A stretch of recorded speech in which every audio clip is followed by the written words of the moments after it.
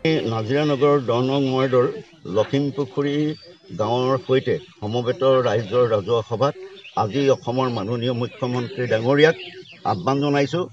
এই ঐতিহাসিক জয়খামবাং ঘাটক সংযোজিত কৰি এই যি পথছোৱা আছে 2.9 কিলোমিটাৰ দৈৰ্ঘ্যৰ সেই পথছোৱাৰ সম্পূৰ্ণভাৱে নিৰ্মাণ কৰিবলৈ তেখেতক আহ্বান জনাইছে ৰাইজে।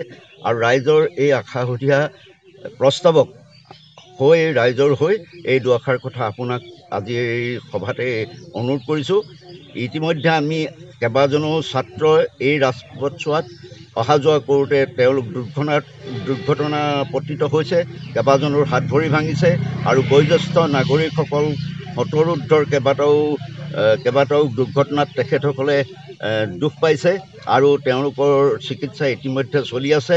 আৰু আমাৰ বিশেষকৈ মহাবিদ্যালয়, বিদ্যালয় আৰু কৃষিজীৱী ৰাইজে ইয়াত যিখিনি মানে অসুবিধাৰ সন্মুখীন হৈছে, জীয়াতু ভুগিছে, তাক আৰু ক'বলৈ আমাৰ উপযুক্ত শব্দ আৰু ভাষাৰ অভাৱ।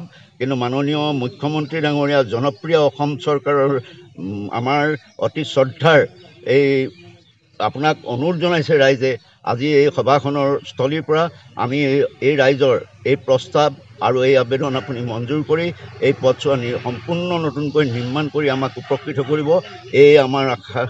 এয়া হ'ল আমাৰ এই সমগ্ৰ ৰাইজৰ আপোনাৰ প্ৰতি বিনীত আবেদন গুহাৰি।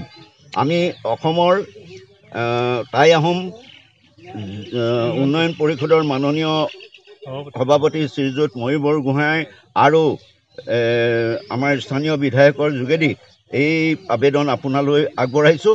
আপুনি নিশ্চয় ইয়াত সঁহাৰি জনাই আমাৰ এই ৰাইজক উপকৃত কৰিব বুলি আমি আশাৰে বাট চাই ৰ'লোঁ। ধন্যবাদ। পথটোৰ নাম যিহেতু ভুগিবলগীয়া হৈছে। আজি আমাৰ নাজিৰা লখিমীয়ালি এই পথছোৱা সুদীৰ্ঘ 2.9 কিলোমিটাৰ। গতিকে বহু বছৰ ধৰি আজি একেবাৰে জৰাজীৰ্ণ অৱস্থা হৈছে আৰু বহুতখিনি ছাত্ৰ ছাত্ৰী আৰু আমাৰ বয়োজ্যেষ্ঠ লোক এই পথটিত অহা যোৱা কৰোঁতে কলেজীয়া ছাত্ৰ ছাত্ৰী পৰি হাত ভৰি ভাগিছে।